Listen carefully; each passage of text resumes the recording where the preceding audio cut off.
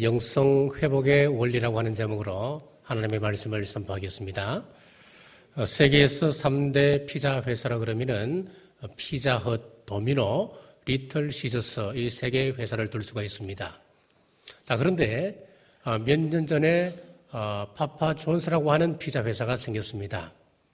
많은 전문가들이 이렇게 평가를 합니다. 기존의 3대 피자 회사를 뒤엎을 만한 능력이 있다. 그렇게 이야기를 했습니다. 왜 그렇겠습니까? 이 피자 회사는 본질에 도전한다라고 하는 캐치프레이즈를 걸었습니다.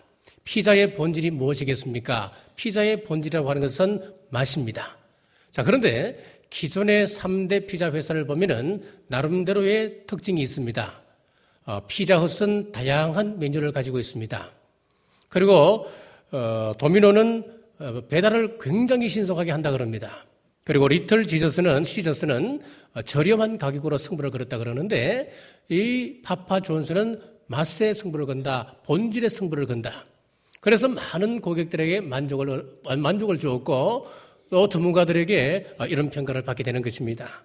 저는 이 글을 읽으면서 우리 신앙생활의 본질이 과연 무엇일까 생각해 봅니다.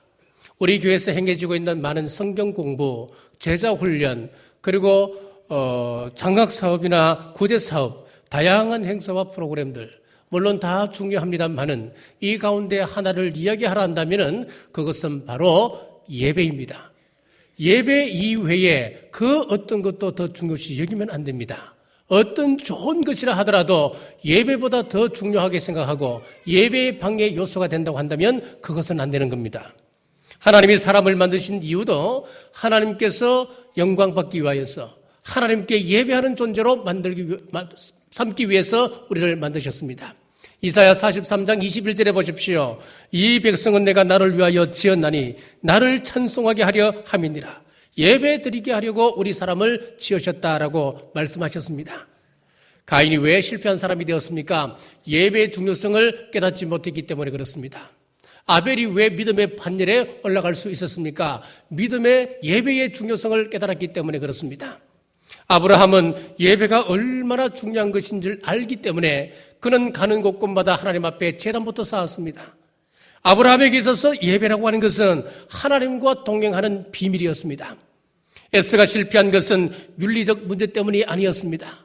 창세기 25장 34절에 야곱이 떡과 팥죽을 에스에게 주매 에스가 먹으며 마시고 일어나 갔으니 에스가 장자의 명분을 가볍게 여김이었더라.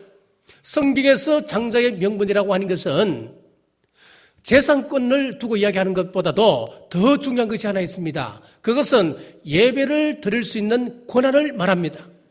출애굽기의 본질도 마찬가지입니다. 하나님께 온전히 예배 드릴 수 있는 예배하는 존재로 올리기 위해서 우리를 부르셨습니다. 바로는 이스라엘 백성들의 자유를 빼앗았습니다. 노예로 삼았습니다. 수단과 방법을 가리지 않고 그들을 괴롭혔습니다. 바로는 사탄을 상징합니다. 사탄은 망하게 하는 영입니다. 우리 황남동에 보면은 요즘 또 많은 무당집들이 있습니다. 무당집들이 있는데 그 무당집들을 한번 보십시오. 많은 사람들이 와서 구슬을 하기도 하고 점을 치기도 하겠지요. 삼신할매, 처녀보살, 애기동자, 이름도 이상한 점집이 얼마나 많은지 모릅니다. 자, 귀신을 섬기는 사람들을 한번 보십시오. 그 사람들이 잘 되는 거 보았습니까? 어떤 사람이 귀신을 섬기는 사람 1000명을 대상으로 논문을 썼습니다. 그래서 공통적인 결론이 하나 나왔습니다. 귀신을 섬기는 사람은 2대째가 되면서부터 가산이 기울어지기 시작했고 3대째가 되면서 완전히 가산이 무너졌다는 것 결론을 내렸습니다. 귀신이 사람을 살려주는 영이라 한다면 왜 그 사람들이 망하겠습니까? 귀신은 망하게 하는 영입니다. 그렇기 때문에 귀신을 섬기게 되면 우리는 망하게끔 되어 있습니다.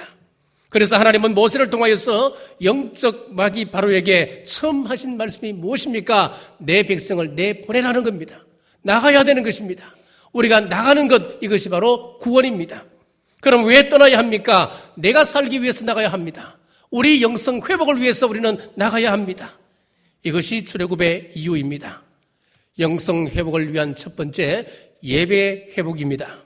3절을 보십시오. 그들이 이르되 히브리인의 하나님이 우리에게 나타나셨은즉 우리가 광야로 사흘 길쯤 가서 우리 하나님 여호와께 제사를 드리려 하오니 가도록 허락하소서. 뭐 하기 위해서 보내달라는 겁니까? 제사를 드리기 위해서 보내달라고 하는 것입니다. 그런데 바로가 호락호락하지 않습니다. 밥만 먹여주면 목숨 걸고 덤벼드는 200만 명이 넘는 그 공짜 노동력, 바로가 이런 확실한 제사를 논리만무하지요. 악착같이 붙들고 있습니다. 그래서 하나님께서 재앙을 내리십니다. 물이 변하여 피가 변하는 재앙, 개구리 재앙, 이재앙, 파리재앙, 구제역 같은 그런 독종을 퍼뜨려서 짐승들이 넘어지게 합니다. 사람과 짐승 몸에 악독한 그런 종기가 일어나게 합니다. 그리고 우박이 내려서 모든 식물들을 고사시킵니다. 겨우 살아남은 식물들 그 뿌리까지 메뚜기 떼가 나타나서 휩쓸고 지나가 버립니다. 암흑천지가 되었습니다. 그런데도 이 바울이 놓지를 않습니다. 순순히 자기 재산 포기하지를 않습니다. 사탄은 우리가 하나님의 뜻을 깨닫고 신앙대로 살겠습니다 이야기한다 해서 그래 잘했다 잘 가라 빠이빠이 그렇게 이야기하지 않습니다. 어떻게 하든지 우리의 목을 옥죄이고 노예화시키고 우리를 끈질기게 붙듭니다. 처음에 우리가 신앙생활을 했을 때를 기억해 보십시오. 마귀가 순순히 예배 드리도록 허락했습니까? 아니었습니다. 예배 드리려고 하면 꼭 그 시간이 되면은 집안 결혼식이 닥칩니다. 예배 드리러 가려고 하면 몇십 년 만에 군대 친구가 전화 와서 좀 보자고 이야기합니다. 예배 드리러 가려고 하면 꼭 그냥 집안에 중요한 사람이 와서 친구가 와서 등산가자 그럽니다. 자, 그리고 평소에 그렇게 인자하던 남편이 교회에 가려고 하면은 폭군으로 변합니다. 교회에 가려고 하면 소가 새끼를 낳는답니다. 교회에 가려고 하면 손주가 갑자기 안 아픈 배가 갑자기 아파서 뒹굴기도 시작합니다. 이래저래 방해를 합니다. 그런데 바로가 백성들을 놓을 수밖에 없는 한 가지 사건이 일어납니다. 그것이 바로 유월절 피의 제사였습니다. 어린 양의 피가 발려지지 않았던 애굽 사람의 집에서는 짐승의 첫 새끼와 사람의 장자가 죽어갑니다. 그러나 이스라엘 백성들 어린 양의 피를 문설주와 임방에 발랐던 그 백성들의 집에는 죽음의 사자가 뛰어넘어갔습니다. 마찬가지입니다. 예수 그리스도 십자가 피를 의존하여 예배드리면 사탄은 더 이상 우리를 잡아둘 수가 없습니다. 이것이 출애굽의 원리입니다. 자, 그래서 우리가 예배에 나오기 위해서는 반드시 처리해야 할 문제가 하나 있습니다. 그것은 바로 죄의 문제입니다. 많은 사람들이 구원받은 이후에 기도도 하고 신앙생활도 열심히 합니다마는 여전히 돈의 노예, 명예의 노예, 헛하는 것에 빠져서 한 발자국도 옮기지 못하는 이유가 어디 있습니까? 바로 죄의 문제를 해결하지 못했기 때문에 그렇습니다. 자, 모기하고 마귀는 식성이 비슷하다고 이야기합니다. 이 지구상에 모기가 몇 종이나 되는 줄 아십니까? 4,000종이 넘는다고 그럽니다. 이렇게 수많은 모기가 있는데 그 수많은 종처럼 좋아하는 식성도 또한 다르다는 거예요. 어떤 모기는 냉열 동물인 개구리 같은 그런 피를 좋아하는 그런 모기가 있는가 하면은 또 어떤 모기는 사람의 얼굴에서만 피를 빱니다. 또 어떤 모기는 오역만 찾아서 먹는 모기도 있다고 그럽니다. 모기를 피할 수 있는 방법은 깨끗하게 샤워하여서 우리의 퇴치를 씻어내는 것도 좋은 방법입니다. 그리고 모기는 향에 예민하여서 향수나 또 향나는 비누를 여름에는 가급적 피하는 것이 좋다고 이야기하기도 합니다. 또 모기는 원색을 좋아한답니다. 화려색을 좋아한다고 이야기합니다. 화려색을 피하는 것도 좋은 방법이 된다 이야기를 하지요. 마귀도 이와 같습니다. 죄악의 냄새를 풍기는 사람, 또 세상의 아름다운 것들로 치장하기를 좋아하는 사람을 제일 공격 목표로 삼는답니다. 그러므로 죄악의 냄새가 아니라 우리에게서는 그리스도의 향기가 풍겨나야 합니다. 세상의 화려한 의상으로서가 아니라 성령의 전신갑주의 옷을 취하는 여러분 되시길 주님의 이름으로 축복합니다. 예전에 우리 교회에 이런 사람이 있었습니다. 절에 가서 삼천배를 했습니다. 삼천배를 한다고 하는 것은 굉장한 신앙심이지요. 굉장히 힘든 것입니다. 보통 사람 하게 되면 관절이 다 나가버립니다. 삼천배를 하고 났는데 귀신이 들어버렸습니다. 그 이후로부터 귀에서 귀신이 속삭이기 시작하는데 돌아다녀라 돌아다녀라 그 소리 때문에 이 여인이 밤새도록 여기저기 허대고 다니는 겁니다. 그러다가 낮이 되면 집으로 돌아오는 거예요. 자, 이번에 친척이 우리 교회를 다니셨습니다. 그래서 이분이 한 번은 그런 이야기를 합니다. 죽은 사람 살리는 셈 치고 교회는 다니지 않지만 위에서 한번 기도 좀 해달라고 찾아가서 상담을 하고 기도의 원리를 설명하고 기도했습니다. 한 일주일을 간 것 같아요. 그랬더니만 그 다음 주에 교회에 찾아왔는데 환한 얼굴로 찾아왔습니다. 이렇게 기분 좋을 수가 없다고. 한 2달을 열심히 다니는 것 같았습니다. 그러다 나오지 않는 겁니다. 친척에게 물어봤지요. 왜 나오지 않느냐고. 그랬더니 교회에 나오는 것이 귀찮아서 못 살겠다는 거예요. 그래서 신방을 가서 배를 눌렀더니만 교회에 나오라 할까 싶어서 안에 있으면서 문을 열어주지 않습니다. 여러분, 이런 사람은 100이면 100 다시 귀신이 들어갑니다. 이게 성경의 원리거든요.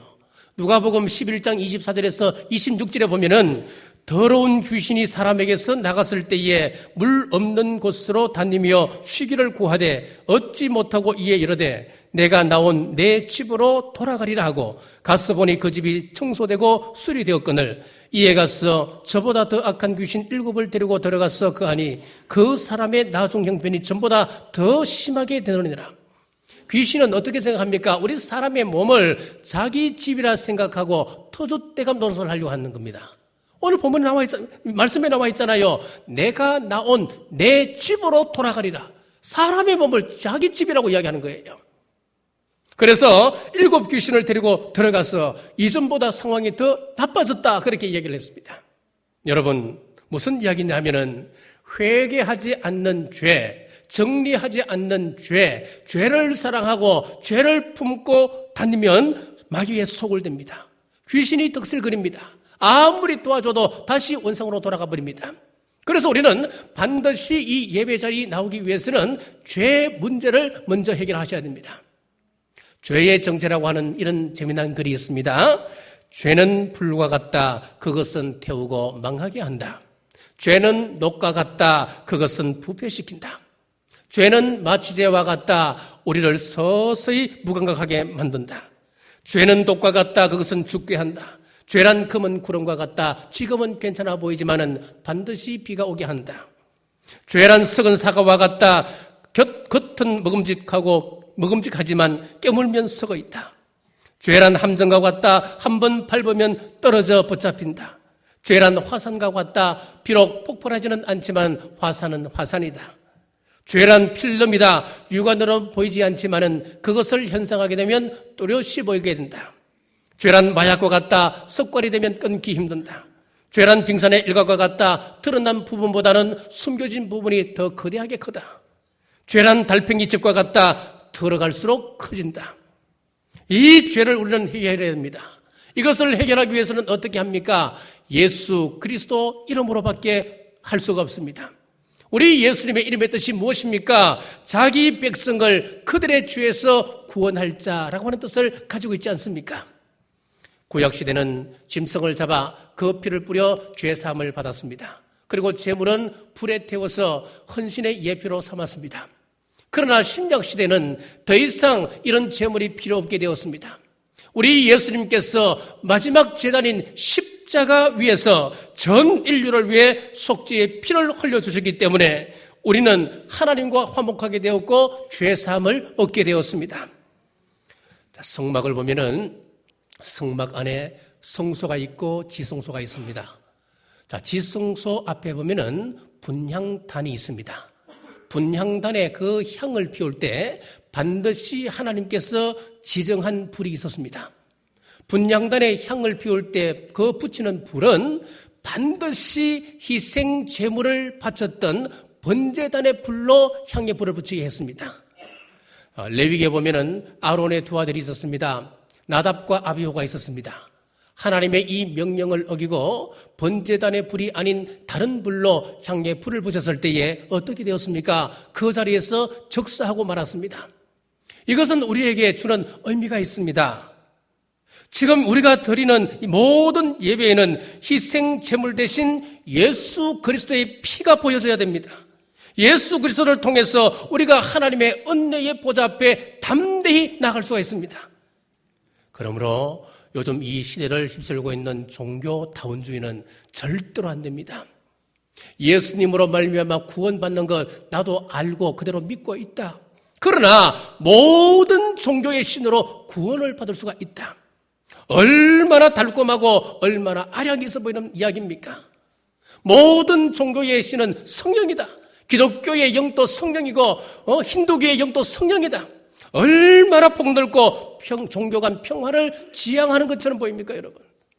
그러나 우리 성경은 그것이 아닙니다.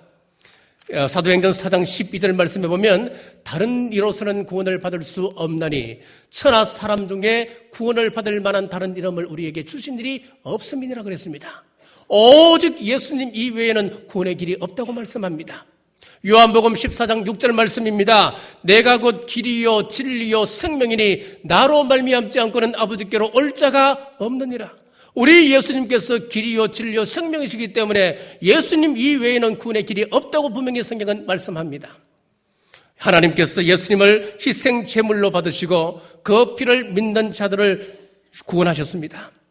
그리고 우리에게 요구하십니다. 우리에게 요구하시는 사항이 무엇입니까? 로마서 12장 1절 말씀에 보시면은 그러므로 형제들아 내가 하나님의 모든 자비하심으로 너희를 권하노니 너희 몸을 하나님이 기뻐하시는 거룩한 산제물로 드리라. 이는 너희가 드릴 영적 예배니라. 주님께서 몸 바쳐 피 흘려 제물 되셨듯이 이제는 우리가 하나님 앞에서 우리의 몸을 산 제물로 드리는 예배를 드리라는 거예요. 그것을 영적 예배다 그렇게 말해서 한단 말입니다. 자, 요즘 인터넷이 얼마나 발달했습니까? 그래서 요즘은 유명한 설교가들의 설교를 인터넷만 틀면 언제든지 볼 수가 있습니다. 주옥 같은 설교가 흘러나옵니다. 얼마나 설교들 잘하는지는 모릅니다. 참 부럽지요. 자, 그런 설교를 듣다가 우리 교회 담임 목사 설교는 시원찮아. 나는 이제부터 인터넷 예배를 드린다. 여러분, 이런 사람이 한국에 의외로 많아지고 있다고 그럽니다. 여러분, 내 몸이 아파서 이 성전에 나오지 못하는 사람 빼고 그것은 산제사를 할 수가 없습니다. 나를 제물로 드리는 구별된 장소, 내가 정해진 그 시간에 드리려고 하는 그 희생, 내 몸과 내 삶을 제물로 드리는 헌신이 있을 때 그것을 우리는 산제사 그렇게 이야기할 수 있는 거예요. 사랑하는 여러분, 이런 예배 정신을 소중히 여기고 예배를 회복하는 2016년 되시길 주님의 이름으로 축복합니다. 영성 회복을 위한 원리 두 번째는 마귀의 핍박을 우리가 정확하게 파악하고 있어야 됩니다.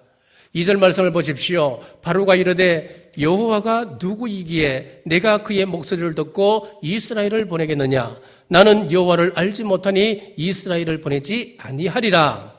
어디로 가는데 못 보내겠다는 겁니까? 3절 말씀입니다. 그들이 이르되 히브리인의 하나님이 우리에게 나타나셨은즉 우리가 광야로 설 길쯤 가서 우리 하나님 여호와께 제사를 드리려 하오니 가도록 허락하소서. 광야로 나가겠다 이야기하는데 그 허락하지 못하겠다는 겁니다. 끝없이 펼쳐진 광야, 그곳에서 그들이 할 수 있는 일이라고는 아무것도 없습니다. 장사도 못합니다. 농사도 지을 수 없습니다. 전후 좌우를 살펴보아도 어디에도 소망이 없습니다. 이스라엘 백성들이 광야에서 할 수 있는 일이라고는 오직 하나님만 바라보는 것밖에 없었습니다. 지금 애굽의 문명의 한복판에서, 애굽의 세속의 문명 한복판에서 그들이 하나님 앞에 설 수 있다. 여러분, 그것은 불가능한 것입니다. 여전히 애굽의 세속의 문화의 노예가 되어 살아가면서 내가 하나님 앞에 세움받겠다. 여러분, 그것은 거짓말입니다. 그렇기 때문에 하나님은 애굽에서 벗어나서 적막한 사막 한가운데서 하나님 보기를 원하셨습니다. 오늘 우리가 드리는 이 예배가 광야에서 드리는 예배가 되어야 합니다. 미움과 분을 가득 채우고 죄악으로 가득 찬 이 마음이 아니라 오직 하나님께만 집중하는 예배 되시길 주의 이름으로 축복합니다. 4절 이후에 보면 바로가 분노합니다. 애굽 왕이 그들에게 이르되 모세와 아론아 너희가 어찌하여 백성의 노역을 쉬게 하려느냐? 가서 너희의 노역이나 하라. 바로가 또 이르되 이제 이 땅의 백성이 많아졌거늘 너희가 그들로 노역을 쉬게 하는도다 하고, 자, 여기 바로는 사탄을 의미한다 그랬습니다. 바로가 말하기를, 야, 이놈들이 편안하니까 별 생각을 다 한다, 쓸데없는 생각한다 그러면서 지금까지는 벽돌을 찍는 재료를 우리가 다 공급해 주었지만은 앞으로는 벽돌 찍을 모든 재료를 스스로 구해서 그 벽돌은 양을 채워라는 겁니다. 노역을 더 가중시키는 것입니다. 여러분, 당장 눈앞에 어려움이 찾아왔습니까? 그 어려움 여러분 넘어지지 마십시오. 이것은 하나님의 섭리입니다. 자, 사탄 나라의 회의가 열렸습니다. 자, 하나님의 백성들 그리스도인을 전멸시키라고 하는 그런 명령을 받고 귀신들이 세상으로 파송되었습니다.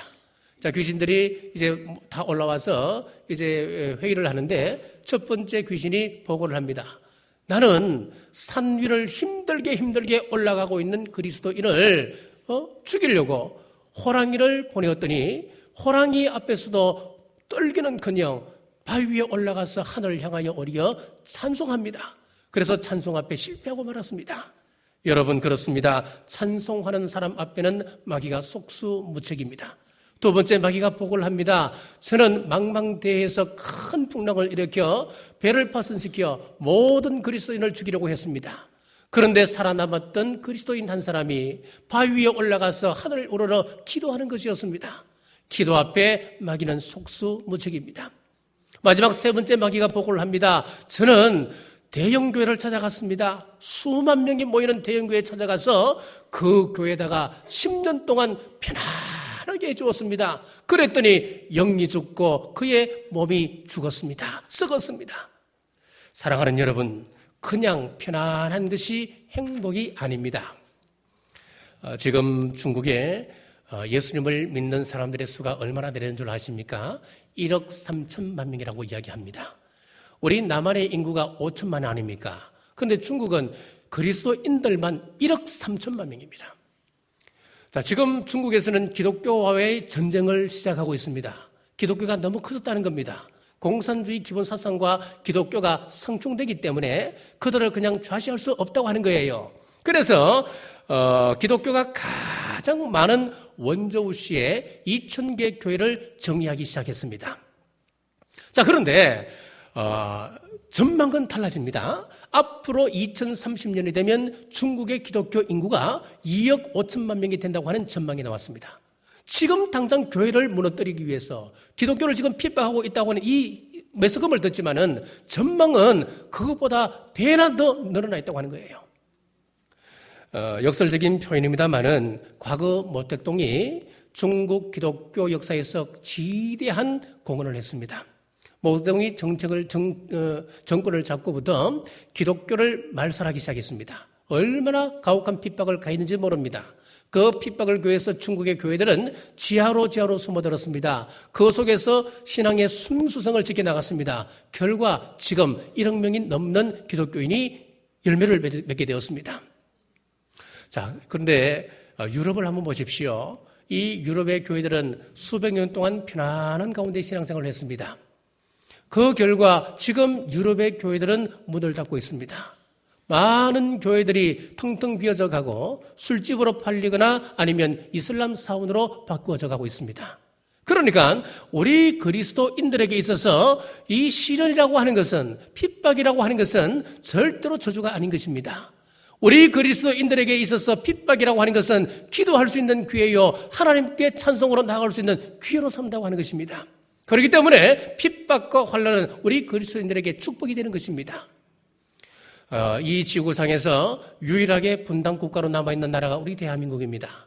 하나님께서 왜 유일하게 이 대한민국을 분단 국가로 남겨두셨을까요? 저는 섭리 상황에서 보면 하나님의 섭리라고 저는 믿습니다. 왜 그렇습니까? 이 기독교가 들어왔을 때에 어느 나라에서 우리 대한민국처럼 폭발적으로 부흥한 나라가 어디 있었습니까? 역사적으로 찾아볼 수가 없었습니다. 물론 개교회적으로 새벽기도 하는 그런 교회들은 있습니다만은 국가 전체에 있는 교회가 함께 새벽을 깨워서 기도하는 나라는 대한민국밖에 없습니다. 하나님께서 이 대한민국의 신앙을 통해서 앞으로 이 대한민국을 사용하시라 저는 믿는데, 그러기 위해서는 우리의 신앙을 하나님께서 순수하게 보존하셔야 되는 거예요. 그래서 우리 신앙이 떨어질 때쯤 되면은 북한을 들어서 포를 몇 방 쏘게하고 또 핵무기 실험도 하고 그러면 우리는 또 하나님 앞에 나가서 무릎 꿇고 기도하고 우리의 신앙을 돌아보고 그러지를 않았습니까? 우리가 섭리 사관이라고 하는 큰 틀에서 보게 되면은 결국 이것은 하나님의 섭리입니다. 자, 오늘 본문에 보면 지금 조상 요셉의 언덕으로 고센 땅에서 이스라엘 백성들이 편안한 삶을 살았습니다. 그런데 왜 이런 고난이 주어지는 것입니까? 이것은 하나님의 섭리였습니다. 여러분, 고난이 없었다면 절대로 이스라엘 백성들은 출애굽하지 않습니다. 400년 동안 애굽 고센 땅에 터전을 닦아놨습니다. 이미 삶의 기반을 닦아두었는데 모세가 나타나서 기적을 몇 번 행한다고 그것 포기하고 나갈 수 있는 사람들이겠습니까? 절대로 안 나가는 겁니다. 지긋지긋 고통을 주어야 떠나자 할 때 미련할 수 있다는 겁니다. 이것은 이미 하나님의 계획 속에 있었던 것입니다. 창세기 15장에 보면 하나님과 아브라함 사이에 언약을 맺습니다. 횃불 언약이라고 하는 것이 나옵니다. 횃불 언약이 무엇이냐 하면은 아브라함의 후손이 400년 동안 이방에서 객이되었다가 4대 후에 다시 가나안 땅으로 돌아오리라. 그것이 바로 횃불 언약이었습니다. 그런데 지금 가나안 땅에서 애굽으로 갔던 이스라엘 백성들이 400년이 다 되어 갑니다. 그런데 나올 생각을 하지 않습니다. 그들이 거기에서 안주해 있습니다. 세상 알력이 취해져 살아가고 있습니다. 그것 깨닫도록 하기 위해서 고통을 주는데 지긋지긋한 고통을 주는 겁니다. 산에 아이가 태어나면 그 자리에서 죽여라. 그런데도 이스라엘 백성들의 수가 늘어납니다. 남자 아이가 태어나면 나일강에 던져라. 그래도 불어납니다. 그래서 남자들에게 상상도 못할 노동을 또 시켜서 모든 에너지를 일에 쏟게 합니다. 부부 생활을 못하게 합니다. 이런 지긋지긋한 몸소리 나는 핍박을 가하는 것입니다. 자, 여기서 보면 이 사탄의 존재라고 하는 것은 얼마나 집요한지 모릅니다. 끝까지 물고 늘어집니다. 사탄을 우습게 생각해서는 안 됩니다. 우리의 약점이 보이면은 그것을 넘어지기까지 우리를 물고 늘어집니다. 왜 그런가 하면은 하나님께서 마귀에게 준 저주가 있었습니다. 창세기 3장 14절을 보십시오. 여호와 하나님이 뱀에게 이르시되 내가 이렇게 하였으니 내가 모든 가축과 들의 모든 짐승보다 더욱 저주를 받아 배로 다니고 살아있는 동안 흙을 먹을지니라. 여기는 상징적인 의미가 들어 있습니다. 자, 뱀은 잡식성이기 때문에 동물도 먹고 식물도 먹습니다. 그러나 흙은 먹지를 않습니다. 그런데 성경에 보니까 네가 살아있는 동안에는 흙을 먹으리라 분명히 말씀하고 있잖아요. 여기는 바로 상징이 숨어 있습니다. 자, 하나님께서 우리 사람을 만드실 때 무엇으로 만들었습니까? 흙으로 빚어 만드셨습니다. 우리 재료는 흙입니다. 흙으로 사람의 모양을 예쁘게 만드신 다음에 그 코에 생기를 불어넣으시니 생명이 되었다. 이것이 우리 사람입니다. 자, 그러면 한번 생각해 보십시오. 하나님의 생기가 들어갔을 때에 사람이 되었는데 우리 사람에게서 하나님의 영이 떠나가고 하나님의 생기가 떠나가 버리면 우리는 무엇에 불과하다는 거예요? 흙에 불과하다고 하는 거예요. 뱀이 흙을 먹었다고 하는 이 말은 영이 죽어있는 사람, 영이 깨어있지 못한 사람, 하나님의 영을 받아들이지 못한 사람은 결국 마귀의 뱀의 밥이 될 수밖에 없다고 하는 것을 상징적으로 말씀하고 있습니다. 그렇기 때문에 우리 가운데 일어나고 있는 여러 가지 신앙적 사건들은 그 배후에 악한 세력이 있다고 하는 것을 우리는 반드시 아셔야 됩니다. 에베소서 6장 11절에서 12절에 보면 마귀의 간계를 능히 대적하기 위하여 하나님의 전신갑주를 입으라. 우리의 실험은 혈과 육을 상대하는 것이 아니요 통치자들과 권세들과 이 어둠의 세상 주관자들과 하늘에 있는 악의 영들을 상대함이라. 나오지 않습니까, 여러분? 우리가 지금 세상에 일어나고 있는 여러 가지 분란들은 우리의 혈과 육이 아니라는 겁니다. 이 세상 모든 것을 주관하고 있는 무슨 권세가 있다는 거예요. 악한 영들을 상대하라고 그랬습니다. 교회에 다니는 것 때문에 부부싸움이 일어난다. 남편과 아내가 단순히 싸우는 문제가 아니란 이야기예요. 거기에는 그 배후에 악한 세력의 관계가 있다고 하는 이야기입니다. 주위에 보면 많은 교회들이 분란이 일어납니다. 사람들 간의 전쟁이겠습니까? 이 사람 저 사람과의 의견 다툼이겠습니까?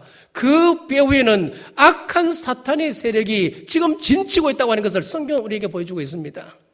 그러므로 신앙적인 갈등이 오면 그 배후를 깨닫고 빨리 하나님의 뜻을 찾고 하나님의 뜻으로 들어가는 여러분 되시길 주님의 이름으로 축복합니다. 마지막 세 번째 영성회복의 원리는 기도해야 합니다. 22절 말씀입니다. 모세가 여호와께 돌아와서 아뢰되 주여 어찌하여 이 백성이 학대를 당하게 하셨나이까? 어찌하여 나를 보내셨나이까? 이스라엘 백성들이 점점 가중되는 고통 앞에서 모세가 하나님 앞에 기도합니다. 자, 흔히들 사람들은 그렇게 합니다. 나에게 문제가 오고 고통이 올 때 어떤 사람은 무당을 찾아가고 또 어떤 사람은 점을 치기도 합니다. 어떤 사람은 그럴싸한 사람을 찾아가서 사람을 통해 문제를 해결받고자 하기도 합니다. 그러나 하나님의 사람 모세는 그 문제를 가지고 하나님 앞에 나옵니다. 하나님, 왜 이 민족이, 우리 백성이 이런 고난을 당해야 합니까? 하나님, 왜 제가 이 고난의 현장 속에 지금 들어와 있습니까?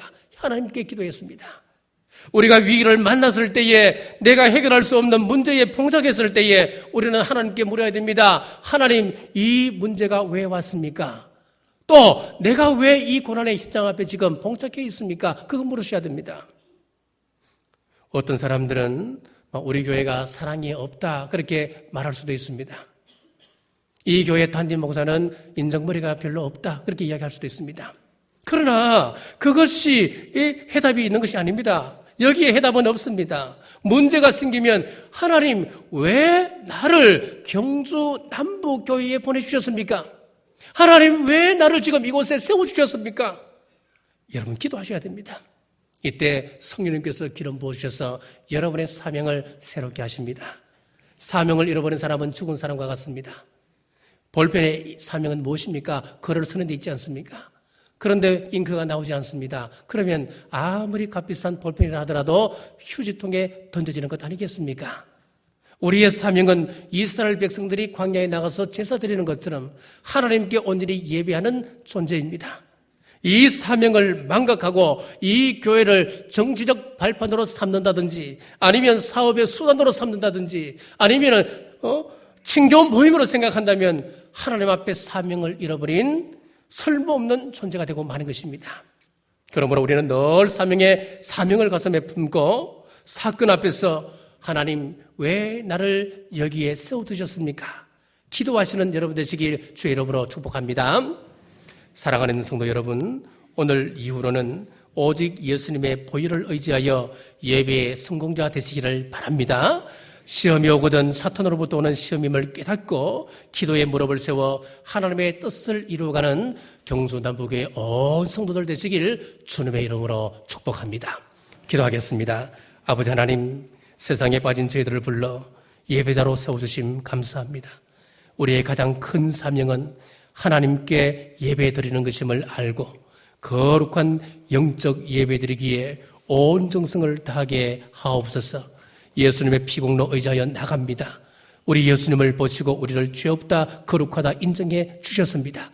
우리들도 나 자신을 거룩한 산재물 삼아 주님 앞에 나갈 때에 예배를 통하여 하늘의 풍성한 은혜를 누리는 저희들 되게 하여 주시옵소서. 예수님 이름으로 간절히 기도드리옵나이다.